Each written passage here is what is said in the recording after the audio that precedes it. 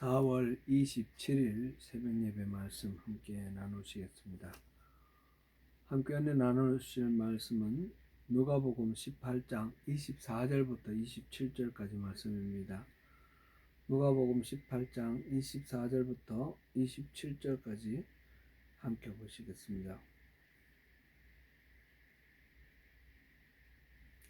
예수께서 그를 보시고 이르시되 재물이 있는 자는 하나님의 나라에 들어가기가 얼마나 어려운지 낙타가 바늘귀로 들어가는 것이 부자가 하나님의 나라에 들어가는 것보다 쉬우니라 하시니 듣는 자들이 이르되 그런즉 누가 구원을 얻을 수 있나이까 이르시되 무릇 사람이 할 수 없는 것을 하나님은 하실 수 있느니라. 아멘. 예수님께서 영생을 얻을 수 있는 방법을 묻기 위해 왔던 부자 관리에게 가지고 있는 것을 다 팔아 가난한 자들에게 나눠주고 와서 나를 따르라 말씀하셨는데 그 말씀에 이 관리는 그만 좌절하고 말았습니다. 슬픈 기색을 하고 그는 떠나갔습니다. 왜 그랬습니까? 그는 영생이라는 것을 지금 누리고 있는 부와 또 권리와 권세와 또 젊음 이것을 영원히 누리는 것으로 그렇게 생각하고 있었기 때문입니다. 우리가 이미 묵상한 누가복음 16장에서 16장 13절 말씀에 하나님과 재물을 겸하여 섬길 수 없다 하는 그런 말씀이 있었습니다. 하나님과 재물을 동시에 섬기면서 하나님 나라에 들어갈 수는 없다는 것입니다. 그런데도 여전히 많은 사람들이 이 관리처럼 재물을 움켜쥐고 하나님 나라에 들어갈 수 있기를 기대하고 있습니다. 그러다가 결국 하나님 나라를 포기를 하고 돌아가는 사람들이 얼마나 많은지 모릅니다. 주님께서는 그 모습을 보시고 안타까운 마음에 하신 말씀이 오늘 본문의 말씀입니다. 24절 25절을 다시 한번 읽어보겠습니다. 예수께서 그를 보시고 이르시되 재물이 있는 자는 하나님의 나라에 들어가기가 얼마나 어려운지 낙타가 바늘귀로 들어가는 것이 부자가 하나님의 나라에 들어가는 것보다 쉬우니라 하시니 여기서 확실하게 이제 짚어둘 부분이 하나가 있는데 재물이 있는 자는 결코 하나님에 들어갈 수 없다 라고 말씀하신 것은 아닙니다. 들어가기가 얼마나 어려운지 이렇게 말씀하셨습니다. 어렵다라는 것은 불가능하다라는 뜻은 아닙니다. 오히려 쉽지가 않다 그런 의미죠. 왜냐하면 재물에 대한 욕심을 포기하기가 쉽지 않기 때문입니다. 뭐 소설이나 또는 드라마나 이런 작품들 이렇게 보면서 부자는 또 특별하게 다른 세계를 살아가고 있다라는 그런 생각이 들 때가 있습니다. 귀족들이나 왕이나 그런 권세나 부를 가지고 있는 사람들은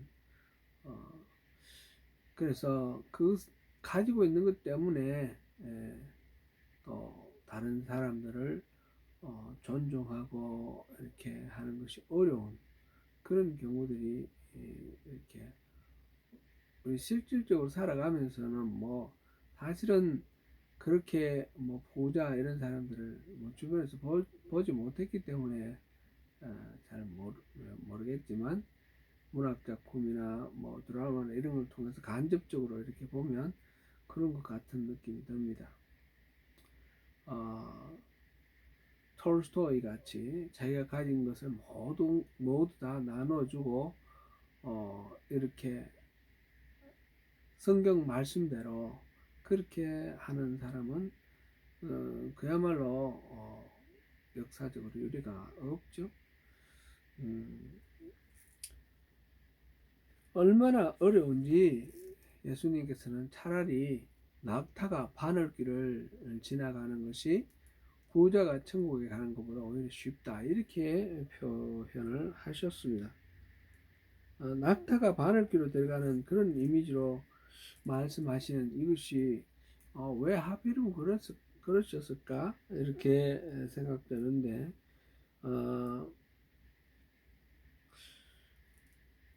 불가능한 것은 아니지만 그게 얼마나 어려운지 그것을 강조하시기 위해서 이 표현을 쓰셨습니다. 이 부자가 바늘기로 들어가는 것이 쉽다. 그것이 오히려 재물을 가진 자가 천국에 가는 것보다 쉽다 하는, 이거는 아마 그 당시에 많이 쓰이던 어떤 뭐 이렇게 비유 중에 하나일 거라고 생각됩니다. 관용어가 아닌가 생각되는데요. 오늘날 이렇게 쓰는 말이 아니기 때문에 이거를 우리가 이해할 때는 조금 어렵습니다.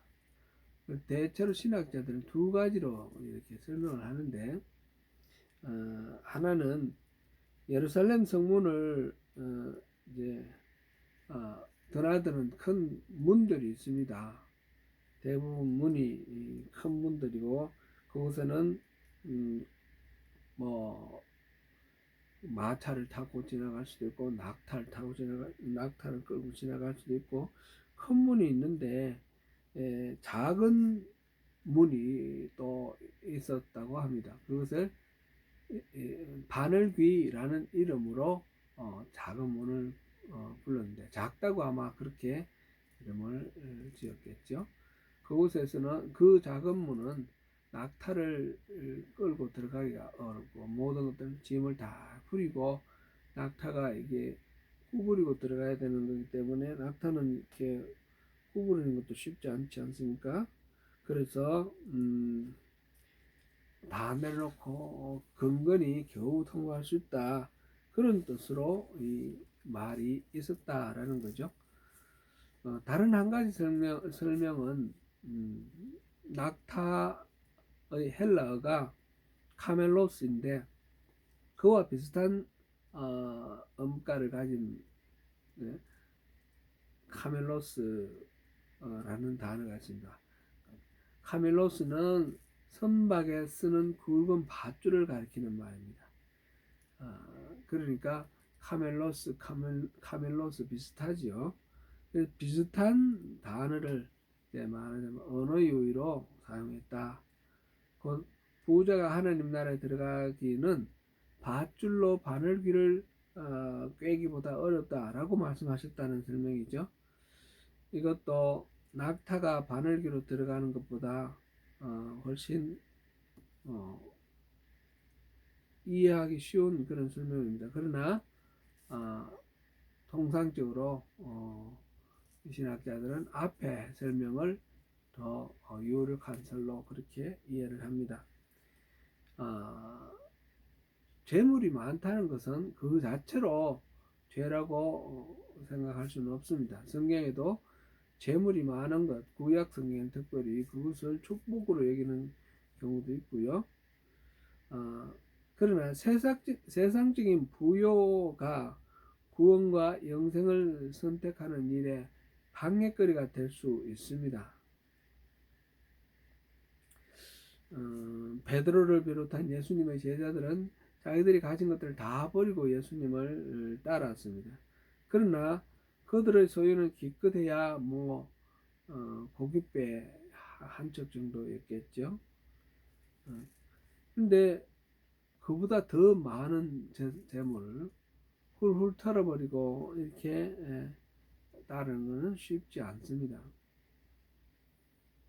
재산이 많은 사람이 자기 재산을 다 내놓는다 하더라도 결국 요즘 보면 재단을 만들어 가지고 간접적으로 소유하는 그런 방식으로라도 내놓지 않고 붙들고 있는 것을 많이 봅니다. 아무튼 예수님이 말씀하신 낙타 비유가 듣는 사람들에게는 큰 충격이 되었던 것 같습니다. 그래서 계속해서 26절 27절을 한 번 더 읽어보겠습니다. 듣는 자들이 이르되 그런즉 누가 구원을 얻을 수 있나이까 이르시되 무릇 사람이 할 수 없는 것을 하나님은 할 수 있느니라.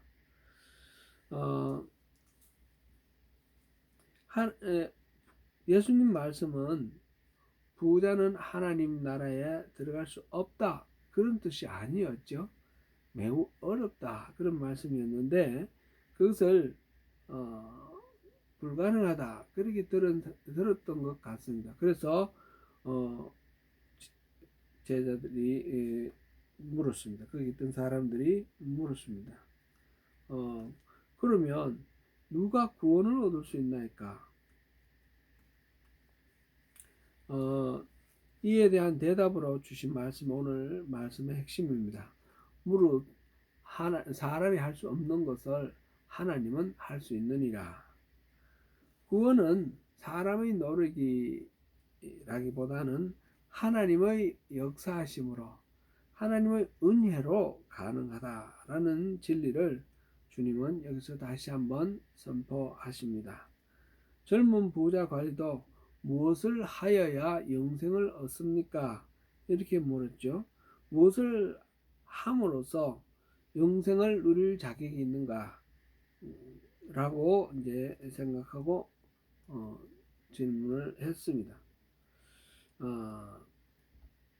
그리고 그들이 무엇을 하려고 하기 때문에 가망이 없다 이렇게 무엇을 하려고 하기 때문에 그들은 불가능하다 가망이 없다 이렇게 생각하고 있는 것입니다. 그래서 이 부분을 27절을 메시지 성경을 한번 참조해 보면 이렇게 풀이하고 있습니다. 너희 힘으로 해낼 수 있다고 생각하면 전혀 가망이 없다. 그러나 하나님께서 하실 수 있다고 믿으면 얼마든지 가능한 일이다. 그렇습니다. 하나님 나라에 들어가는 일은 우리들에게 달려있는 문제가 아닙니다. 우리의 힘으로 해내려고 하면 전혀 가망이 없습니다. 우리 힘을 의지하면 구원의 기회조차 없습니다. 전에 이런 비유 말씀드렸죠. 달에다가 축구 골대를 세워놓고 땅에서 그 골대에 고린시킬 수 있는 가능성이 있느냐? 전혀 없다라는 것입니다. 의인은 없나니 하나도 없다. 그것이 진리입니다. 우리가 구원과 영생을 누리는 것은 전적으로 하나님의 은혜에 달려 있습니다. 그것이 마치 낙타가 아니라 지구가 바늘귀로 들어가는 것처럼 어렵다 하더라도 하나님께서는 그것이 가능하십니다. 하나님은 천지를 창조하신 분이시기 때문입니다. 또한 그것일수록 낙타가 성문 곁에 좁은 문으로 들어가는 것처럼 우리에게 조금이라도 가능성이 있는 일처럼 보인다고 할지라도 하나님 나라에 들어가는 것은 우리에게 달려있는 것이 아닙니다. 따라서 우리 자신의 힘으로 우리 자신의 어떤 공덕으로 뭘 이루려고 하는 것 구원을 스스로의 어떤 도를 닦아서 그것을 이루려고 하는 것은 우리가 포기를 해야 합니다. 우리가 그것을 이루는 방법은 오직 한 가지입니다. 구원을 베푸시는 하나님의 은혜를 믿는 일입니다.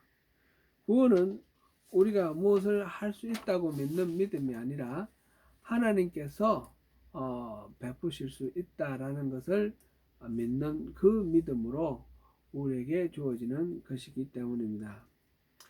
사랑하는 성도 여러분, 우리 신앙의 궁극적인 목표는 하나님 나라에 들어가는 것입니다.